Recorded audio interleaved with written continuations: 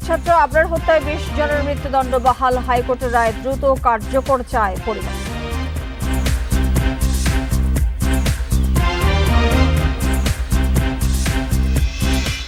দেশে যুদ্ধাবস্থা বিরাজ করায় এবার হচ্ছে না স্বাধীনতা দিবসের কুচকাওয়াজ, জানালেন স্বরাষ্ট্র সচিব।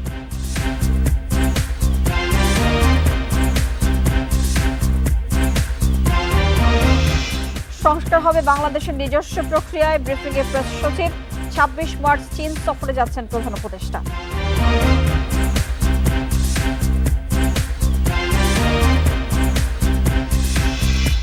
ধর্ষকদের পক্ষ নিচ্ছেন ডিএমপি কমিশনার, মন্তব্য টিআইবির। সাজ্জাদ আলীর বক্তব্য প্রত্যাখ্যানের আহ্বান।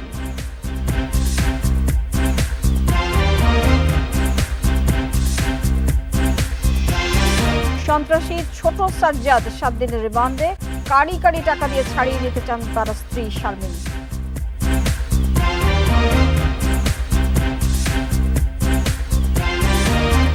এই ঈদে জামা জুতো অ্যাক্সেসরিজের ডিসকাউন্ট। স্বাগত জানাচ্ছি বিরতিহীন সংবাদ রাত 9টায় বাংলাদেশে। আপনাদের সাথে আছে আমি মাহমুদা মৌমিতা। শিরোনামগুলো জানাচ্ছিলাম, চলে যাচ্ছে পুরো খবর। বুয়েট শিক্ষার্থী আবরার ফাহাদ হত্যা মামলায় 20 জনের মৃত্যুদণ্ড এবং 5 জনের যাবজ্জীবন কারাদণ্ড বহাল রেখেছেন হাইকোর্ট।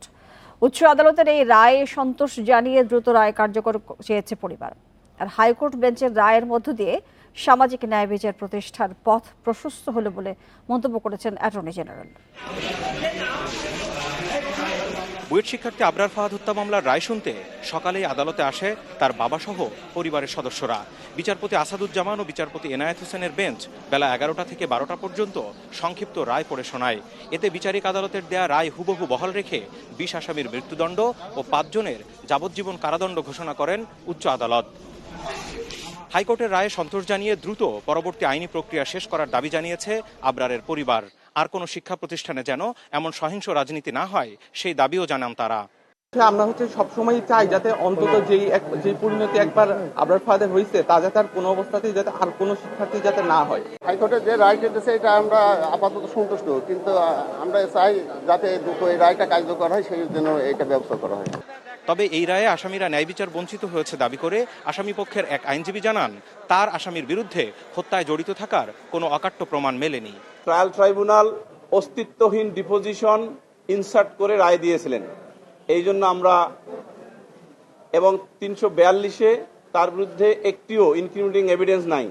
হাইকোর্টের এই রায়ে ছাত্র রাজনীতি ও সমাজের প্রতি কড়া বার্তা দেওয়া হয়েছে বলে মন্তব্য করেছেন অ্যাটর্নি জেনারেল।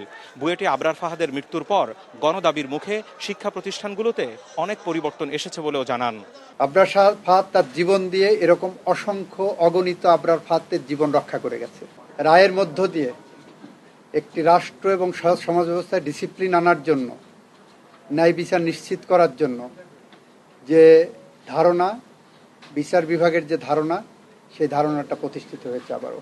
2019 সালের 6 অক্টোবর রাতে বুয়েটের শেরেবাংলা হলে ছাত্র শিবিরের কর্মী সন্দেহে দ্বিতীয় বর্ষের ছাত্র আবরার ফাহাদকে পিটিয়ে হত্যা করা হয়। হত্যা মামলায় ঢাকার দ্রুত বিচার ট্রাইব্যুনাল সে সময়ে বুয়েট ছাত্রলীগের 20 নেতাকর্মীর মৃত্যুদণ্ড ও 5 জনের যাবজ্জীবন কারাদণ্ড দেয়। মৃত্যুদণ্ডপ্রাপ্ত 3 আসামিকে গ্রেপ্তার করা যায়নি, আর 6 আগস্ট কাশিমপুর কারাগার থেকে পালিয়ে যান আরও একজন। Zahidul Bashar, independent news, Dhaka. দফায় দফায় নির্মমভাবে পিটিয়ে হত্যা করা হয় বাংলাদেশ প্রকৌশল বিশ্ববিদ্যালয় বুয়েট শিক্ষার্থী আবরার ফাহাদকে। তার চিৎকারের শব্দ যেন বাইরে না যায়, সেজন্য মুখে গামছা ঢুকিয়ে দেয় ছাত্রলীগের খুনিরা। নির্যাতনের সময় অসুস্থ হয়ে পড়লেও নেওয়া হয়নি চিকিৎসকের কাছে। আবরার ফাহাদের পরিবারের একটাই চাওয়া, ভবিষ্যতে যেন আর কাউকে এমন নির্মমতার শিকার হতে না হয়। প্রায় 5.5 বছর ধরে এভাবেই চোখের জল ফেলছেন আবরার ফাহাদের মা রোকেয়া খাতুন। তার নারী ছেঁড়া ধনকে পিটিয়ে হত্যা করে বুয়েট ছাত্রলীগের নেতাকর্মীরা। আবরারের সঙ্গে তার শেষ দেখা 2019 সালের 6 অক্টোবর। ওই দিন কুষ্টিয়ার বাড়ি থেকে বুয়েটে এসে শেরেবাংলা হলের 1011 কক্ষে আসেন আবরার ফাহাদ। এরপর ফেসবুকে ভারত বিরোধী একটি পোস্টের জের ধরে রাত 8টার দিকে তাকে ডেকে নিয়ে যায় বুয়েট ছাত্রলীগের একদল নেতাকর্মী। চেক করা হয় তার ফেসবুক আইডি ও মেসেঞ্জার। এরপর ছাত্র শিবির আখ্যা দিয়ে ক্রিকেটের স্ট্যাম্প দিয়ে দফায় দফায় পেটানো হয় তাকে। চিৎকারের শব্দ যেন বাইরে না যায়, সেজন্য আবরারের মুখে গামছা ঢুকিয়ে চালানো হয় নির্যাতন। প্রায় 4 ঘন্টা ধরে পিটানো হয় আবরারকে। থেমে যায় তার জীবন ঘড়ি, ফিকে হয়ে যায় আবরারের মা রোকেয়া খাতুনের নতুন করে বাঁচার স্বপ্ন সাধ। আর অদূর ভবিষ্যতে আবরারের মতো কাউকে জীবন দিতে না হয়, এই জন্য সকল শিক্ষা প্রতিষ্ঠানের সকল প্রশাসনের যারা দায়িত্ব আছেন তাদের কাছে আমি অনুরোধ করছি। পেটানোর পর রাত 3টার দিকে আবরারকে ফেলে রাখা হয় হলের একতলা ও দোতলা সিঁড়ির মাঝামাঝি জায়গায়। এর মধ্যে খবর পেয়ে রাত 2টার দিকে টহল পুলিশের একটি দল গেটে গেলে তাদের হলে ঢুকতে দেয়নি ছাত্রলীগের খুনিরা। যে পরিণতি একবার আবরার ফাহাদের হয়েছে তা যাতে আর কোনো অবস্থাতেই যাতে আর কোনো শিক্ষার্থী যাতে না হয়, এটা যে কোনো পরিস্থিতিতেই যেন নিশ্চিত করার জন্য অবশ্যই আমরা চাবো যাতে সরকার এবং যারা ছাত্র সংগঠনগুলো আছে তারা যাতে এই জিনিসটা নিশ্চিত করে যাতে আর কারোর পরিণতি একই রকমের না হয়। পরে 4টার দিকে পুলিশ আবার হলে যায়। পরে বুয়েট চিকিৎসক এসে জানান আবরার নিহত হয়েছেন। তিনি জানান অভ্যন্তরীণ রক্তপাতের কারণেই মৃত্যু হয় আবরারের। আর পুলিশ জানায় পিটিয়ে হত্যা করা হয়েছে আবরার ফাহাদকে। আল আমিন হোসেন, ইন্ডিপেন্ডেন্ট নিউজ, ঢাকা। আগামীতে ক্ষমতায় গেলে গণতন্ত্রের জন্য আন্দোলনে গুম, খুন ও ছাত্র জনতার অভ্যুত্থানে সব হত্যাকাণ্ডের বিচার হবে বলে মন্তব্য করেছেন বিএনপির ভারপ্রাপ্ত চেয়ারম্যান তারেক রহমান। সন্ধ্যায় এক ইফতার মাহফিলে লন্ডন থেকে ভার্চুয়ালি যোগ দিয়ে তিনি একথা বলেন। আওয়ামী লীগের শাসন আমলে গণতান্ত্রিক আন্দোলনে গুম ও খুন এবং ছাত্র জনতার অভ্যুত্থানে নিহতদের পরিবারদের সদস্যদের সম্মানে ইফতারের আয়োজন করে আমরা বিএনপি পরিবার সদস্যরাও অনুষ্ঠানে কথা বলেন। বিএনপির ভারপ্রাপ্ত চেয়ারম্যানের পক্ষে তাদের হাতে ঈদ উপহার তুলে দেওয়া হয়। ইফতারে আগে সংক্ষিপ্ত বক্তব্যে তারেক রহমান বলেন, অধিকার রক্ষার জন্য জুলাই আগস্টের গণ অভ্যুত্থানে জীবন দিয়েছে হাজারো ছাত্র জনতা। সামনে একটি নিরপেক্ষ নির্বাচনের প্রত্যাশা জনগণের, যেখানে তারা তাদের ভোট দিতে পারবেন। স্বৈরাচার বিরোধী আন্দোলনে নিহতদের হত্যাকারীদের বিচারের দাবিতে সব রাজনৈতিক দলগুলো এক থাকবে, এমন প্রত্যাশার কথা জানান তারেক রহমান।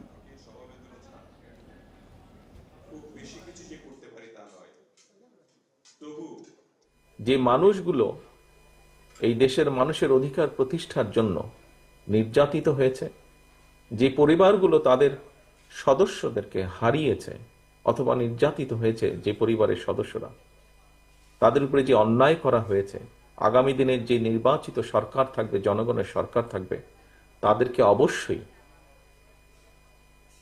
এই অন্যায়ের যে হয়েছে সেই অন্যায়ের বিচারগুলো করতে হবে।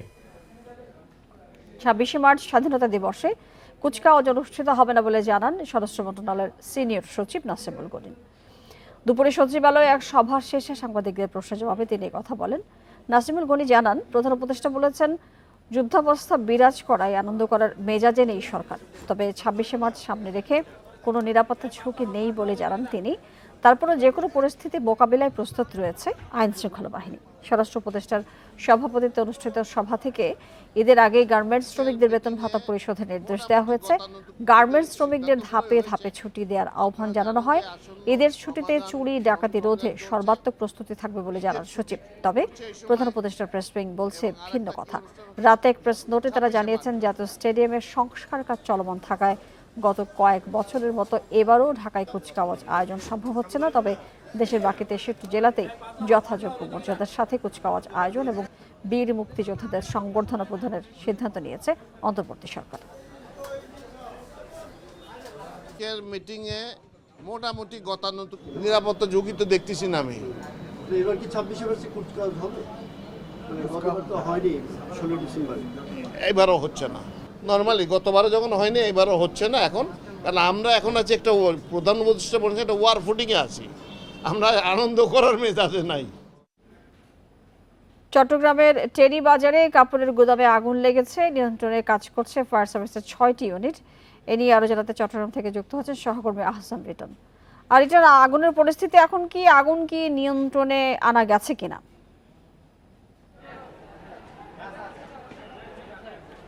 দেখুন, ফায়ার সার্ভিসের পক্ষ থেকে এখনো আগুন নিয়ন্ত্রণে এসছে এমন কোনো আনুষ্ঠানিক বার্তা আমাদেরকে দেওয়া হয়নি। তবে আমরা যেটি দেখছি সেটি হচ্ছে আসলে আগুন এখন বলা যেতে পারে যে আমরা শুরুতে যে পরিমাণ ধোঁয়াকে দেখেছিলাম কিংবা তার আগে যে আগুন ছিল সেটি বলা যেতে পারে যে এখন অনেকটাই নিয়ন্ত্রণে আমরা দেখতে পাচ্ছি। আপনি দেখতে পাচ্ছেন যে ফায়ার সার্ভিসের কর্মীরা তারা এখানে এসছেন এবং উপরে অর্থাৎ সিঁড়ির মইয়ের যে উপরাংশ সেখান দিয়ে তারা ভেতরে প্রবেশ করেছেন এবং দেয়ালের বেশ কিছু অংশ তারা ভেঙে ফেলেছেন এবং ভেতরে গোদামে যে সমস্ত জায়গায় এখনো পর্যন্ত আগুন জ্বলছে কিংবা ধোঁয়া বেরোচ্ছে, সেখানে তারা পানি দিয়ে আগুন পরিপূর্ণভাবে নেভানোর চেষ্টা করছেন। আমরা স্থানীয় যারা রয়েছেন তাদের সাথে কথা বলে যেতে জেনেছি সেটা হচ্ছে আজকে সন্ধ্যা 7টার দিকে হঠাৎ করে তারা যে টেরি বাজারে যে খাঁচা মার্কেটের দোতলায়, এটি আসলে মূলত কাপড়ের গোদাম। আপনি জানেন যে আসলে আর কদিন পরে ঈদ, এবং সেই ঈদ উপলক্ষে বিভিন্ন বিক্রেতারা তারা প্রচুর পরিমাণে কাপড়, দেশি বিদেশি কাপড় সেখানে রেখেছেন এবং সেগুলো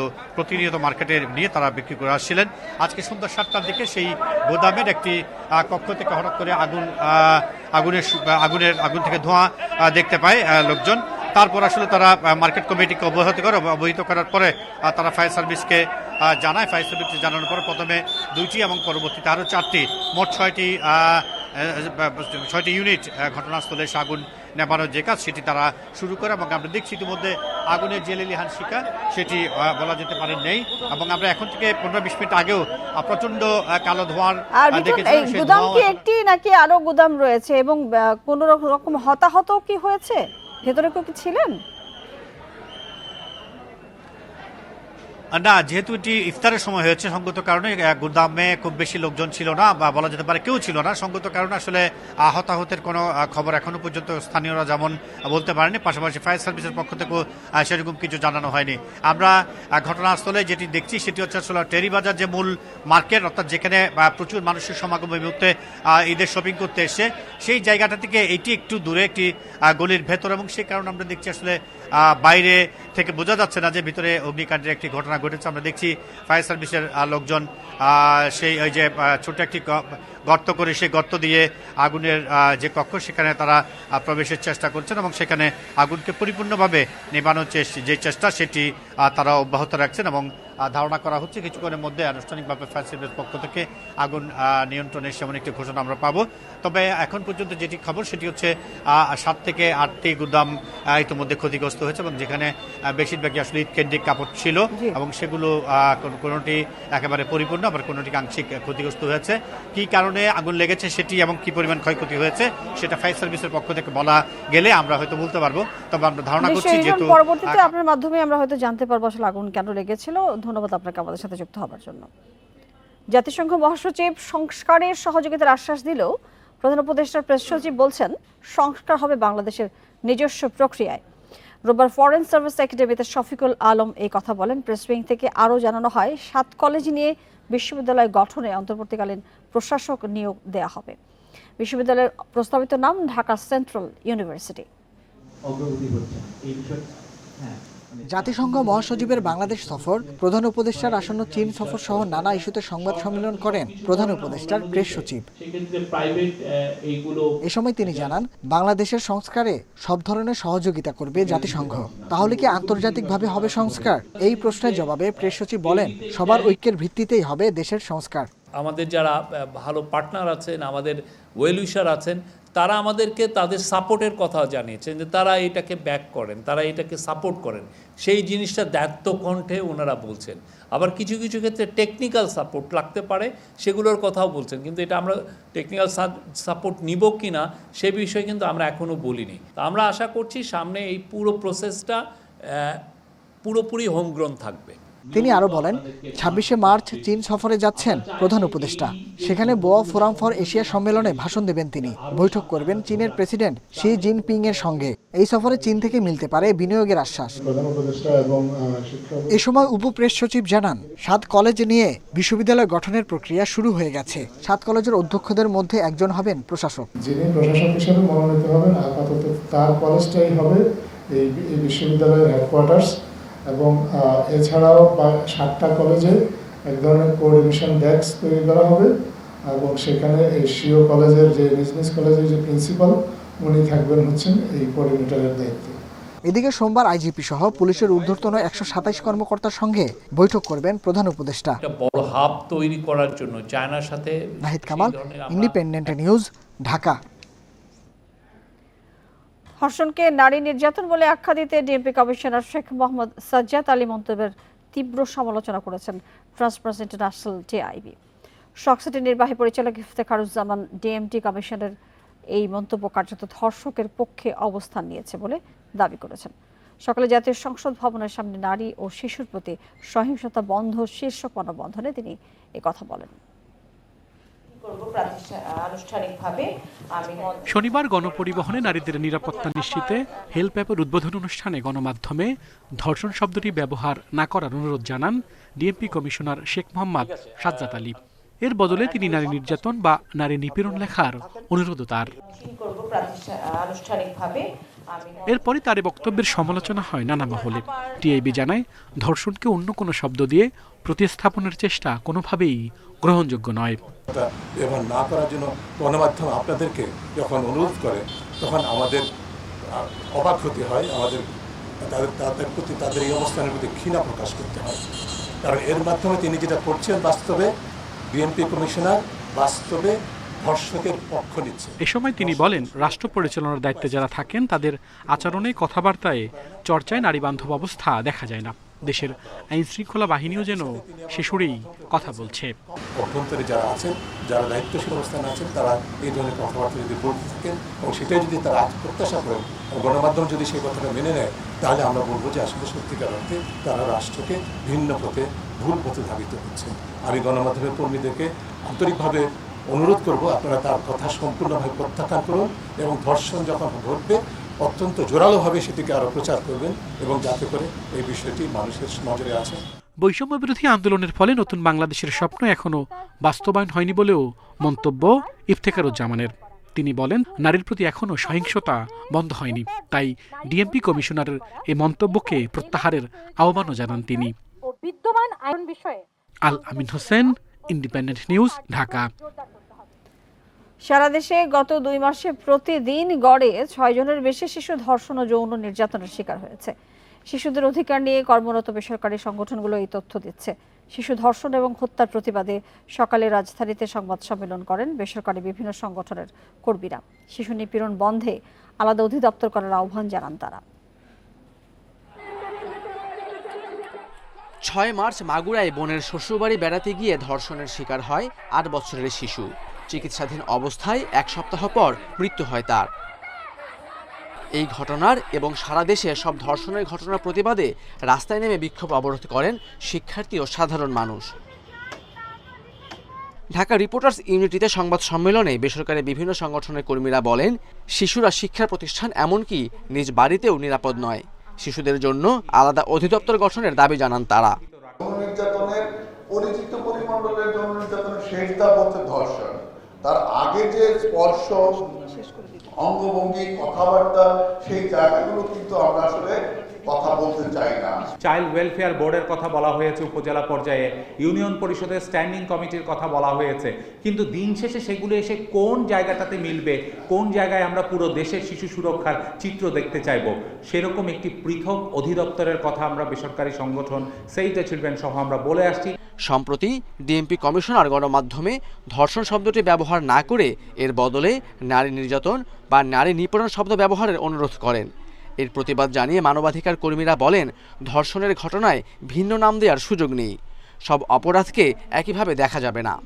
স্কুলে কিভাবে ছোটবেলা থেকে শিশুকে তার যৌন পরিচয় এবং তার কি যৌন আচরণ হওয়া উচিত নিজেকে সুরক্ষিত রাখার জন্য, ধর্ষণ না বলি তাহলে সেখানে যে একটা যৌন নির্যাতন নিপীড়নের বিষয় আছে সেটা কিন্তু ডাইলিউট হয়ে যাবে এবং আমরা এটা একদমই আমরা মানে কি বলবো মানতে পারছি না এবং এটা আমরা চাই না যে এটা বাদ দেওয়া হোক।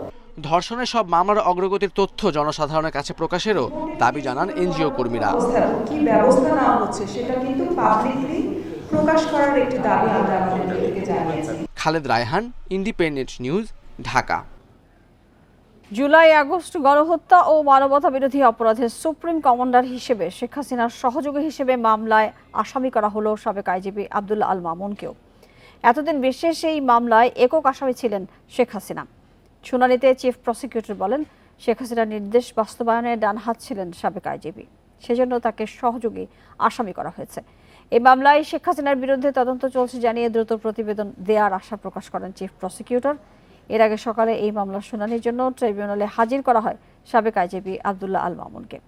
18 মার্চ তাকে জিজ্ঞাসাবাদের জন্য অনুমতি দিয়েছে ট্রাইব্যুনাল। এছাড়া সাভারের পুলিশের এপিসি থেকে ফেলে দেওয়া ছাত্র আসহাবুল ইয়ামিনকে হত্যার ঘটনায় আওয়ামী লীগ এবং যুবলীগের নেতা সাইদুর রহমান সুজন, মিজানুর রহমান, জাকির হোসেনকে 18 মে হাজির করার নির্দেশ দিয়েছেন ট্রাইব্যুনাল।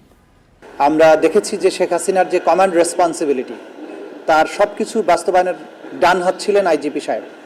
সে কারণে আমরা কৌশলগত কারণে তাকে এই মামলাতে অন্তর্ভুক্ত করেছি এবং তার সম্পৃক্ততা আছে, যেভাবে শেখ হাসিনার অপরাধ প্রমাণের ক্ষেত্রে তার সম্পৃক্ততাটা দরকার ছিল, যে কারণে আমরা এটা করেছি। সরকারি কাজ পাইয়ে দিতে 10 থেকে 15% কমিশন দিতেন সাবেক সংসদ সদস্য শেখ সেলিম। এমন অভিযোগ আমলে নিয়ে অনুসন্ধানের সিদ্ধান্ত নিয়েছে দুর্নীতি দমন কমিশন। দুপুরে সংস্থাটির মহাপরিচালক আক্তার হোসেন জানান, রোববার কমিশনের সভায় এই সিদ্ধান্ত নেওয়া হয়েছে। এটা একটা জঙ্গি সংগঠন, এটাকে নিষিদ্ধ করা। সাবেক প্রধানমন্ত্রী শেখ হাসিনার ফুফাতো ভাই শেখ ফজলুল করিম সেলিম 1996 থেকে 2001 পর্যন্ত আওয়ামী লীগের প্রথম শাসনামলে ছিলেন স্বাস্থ্যমন্ত্রী। এরপর টানা 4 বার সংসদ সদস্য হয়েছেন এবং বিভিন্ন সংসদীয় স্থায়ী কমিটির সভাপতি ছিলেন। অভিযোগ আছে, পারিবারিক ক্ষমতার জোরে সরকারি কাজ নিয়ন্ত্রণ করতেন শেখ সেলিম। স্বাস্থ্য, স্থানীয় সরকার, সড়ক পরিবহন সহ বিভিন্ন মন্ত্রণালয়ের ঠিকাদারি কাজে প্রভাব রাখতেন তিনি। প্রতিটি কাজ থেকে কমিশন নিতেন 10 থেকে 15%। বিভিন্ন অনিয়ম ও দুর্নীতির মাধ্যমে দেশের বিভিন্ন স্থানের 1300 কোটি টাকার টেন্ডার কাজে পছন্দের ঠিকাদারের নিকট হইতে 10% হইতে 15% হারে কমিশন গ্রহণপূর্বক কার্যাদেশ প্রদানের অভিযোগের বিষয়ে অনুসন্ধানের সিদ্ধান্ত গৃহীত হয়েছে। দুদক মহাপরিচালক আরও জানান, জ্ঞাত আয় বহির্ভূত সম্পদ অর্জনের অভিযোগে সাবেক তথ্যমন্ত্রী হাসানুল হক ইনু ও তার স্ত্রী আফরোজা হকের বিরুদ্ধে মামলা হয়েছে। প্রাপ্ত অর্থ সম্পত্তির অবৈধ উৎস গোপন বা আড়াল করার উদ্দেশ্যে স্থানান্তর, রূপান্তর এবং হস্তান্তর করার অপরাধ অনুসন্ধানকালে প্রমাণিত হয়েছে। এ কারণে তাঁর বিরুদ্ধে দুর্নীতি দমন কমিশন আইন 2004, দুর্নীতি প্রতিরোধ আইন 1947 এবং মানি লন্ডারিং প্রতিরোধ আইন 2012 এর সংশ্লিষ্ট ধারায় একটি মামলা রুজুর সিদ্ধান্ত গৃহীত হয়েছে। এছাড়া 6 কোটি টাকার অবৈধ সম্পদ অর্জনের অভিযোগে বাংলাদেশ ব্যাংকের সাবেক ডেপুটি গভর্নর এস কে সুরের বিরুদ্ধেও মামলা করেছে দুদক। রিশাদ হুদা, ইন্ডিপেন্ডেন্ট নিউজ, ঢাকা। মার্চের প্রথম 15 দিনে দেশে এসেছে 165 কোটি 61 লাখ মার্কিন ডলার রেমিটেন্স, দেশীয় মুদ্রায় যার পরিমাণ প্রায় 20,300 কোটি টাকা। এ সময় প্রবাসীরা প্রতিদিন গড়ে 11 কোটি 4 লাখ 6 হাজার ডলারের বেশি পাঠিয়েছেন। বাংলাদেশ ব্যাংকের তথ্য অনুযায়ী গত বছরের মার্চ মাসে গড়ে প্রতিদিন প্রবাসী আয় ছিল 6 কোটি 65 লাখ 69 হাজার ডলার। চলতি বছরের ফেব্রুয়ারিতে গড়ে প্রতিদিন আসে প্রায় 9 কোটি 2 লাখ 73 হাজার ডলার। চলতি মাসে রাষ্ট্রায়ত্ত বাণিজ্যিক ব্যাংকগুলোর মাধ্যমে এসেছে 37 কোটি 13 লাখ 40 হাজার ডলার। কৃষি ব্যাংকের মাধ্যমে এসেছে 13 কোটি 2 লাখ 40 হাজার ডলার এবং বেসরকারি বাণিজ্যিক ব্যাংকগুলোর মাধ্যমে এসেছে 115 কোটি 16 লাখ 20 হাজার ডলার। প্রবাসী আয়ের এই গতি অব্যাহত থাকলে মাস শেষে 300 কোটি ডলার ছাড়িয়ে যাওয়ার সম্ভাবনা দেখছেন ব্যাংক সংশ্লিষ্টরা।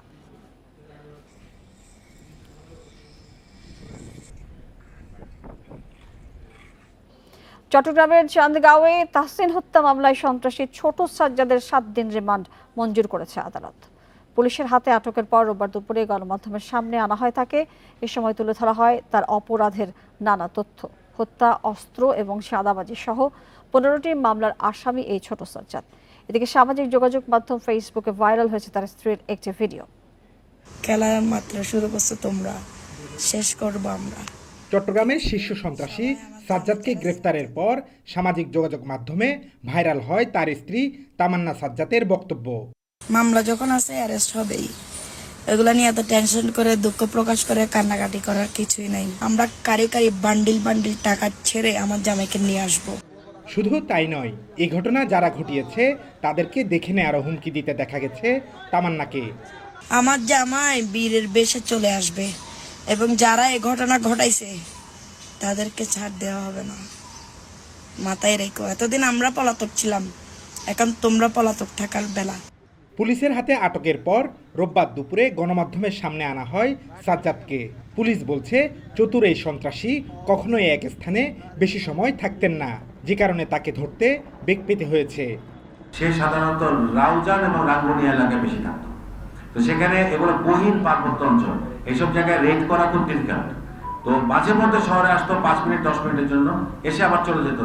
চট্টগ্রাম নগরীর বায়েজিদ অক্সিজেন কালুরঘাট এলাকায় ত্রাস সৃষ্টিকারী সাজ্জাদ সবসময় অস্ত্র নিয়ে ঘুরতেন। তার বাহিনীর কাছে অত্যাধুনিক ভারী অস্ত্র থাকার তথ্য পেয়েছে পুলিশ। অত্যাধুনিক অস্ত্র আছে, অত্যাধুনিক অস্ত্র থাকে, AK-47 assault rifle, AK-55, AK-57, এমনকি টরাস 9mm পিস্তল তাদের কাছে। এদিকে শীর্ষ সন্ত্রাসীর স্ত্রীর প্রকাশ্যে এমন বক্তব্যে শঙ্কিত চট্টগ্রামের সাধারণ মানুষ। তাদের দাবি, এদের দৃষ্টান্তমূলক শাস্তি না হলে জননিরাপত্তা ব্যাহত হবে।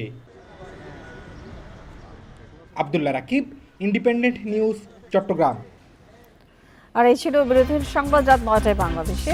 আরো বিস্তারিত জানতে চোখ রাখুন ফেসবুক, ইউটিউব এবং এক্সে। ধন্যবাদ সবাইকে সাথে থাকার জন্য।